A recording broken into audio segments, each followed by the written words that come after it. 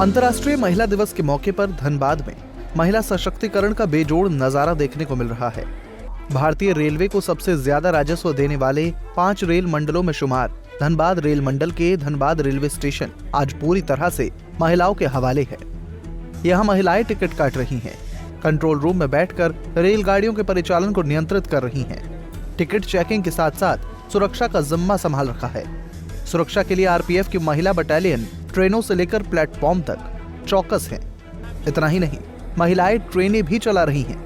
हाँ, बहुत अच्छा फील हो रहा है, प्राउड फील हो रहा है और हमेशा से कुछ करने का इच्छा था और आज वो पूरा हो रहा है। ये धनबाद से सिंदरी टाउन जाएगी, फिर वहाँ से वापस लेके आना है। राष्ट्रीय दिवस है तो आज महिलाओं का दिवस है। महिलाएं आजकल हर फील्ड में आगे आ रही हैं, तो हमेशा आगे आएंगी और अब ऐसा लग रहा है कि महिलाएं आगे आ रही हैं। अब रेल में भी हैं, हर जगह हर फील्ड में लड़कियां आगे आ रही हैं। मैं यहाँ पे असिस्टेंट लोको पायलट के पोस्ट पे हूँ। मैंने लास्ट मंथ ज्वाइन किया तो मैं लाइन में ही हूँ, मैं कंटिन्यू लाइन में कर रही हूँ। महिला दिवस पर धनबाद से सींदरी के बीच चलने वाली पैसेंजर सवार गाड़ी पर परिचालन भी महिला कर्मचारियों का ही जिम्मा है। सवारी गाड़ी में चालक, सहायक चालक, गार्ड, टिकट चेकिंग और सुरक्षा व्यवस्था सब कुछ महिलाएं ही संभाल रही हैं।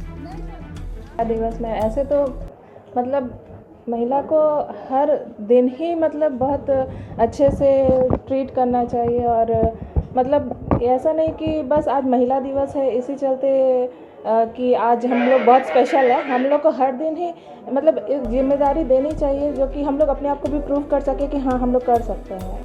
भारतीय सेना से लेकर इंडियन नेवी, इंडियन एयरलाइंस और अब इंडियन रेलवे में महिलाओं के दबदबे को बढ़ता हुआ देख देश की आधी आबादी महिलाओं के जज्बे और जुनून को सलाम करती है।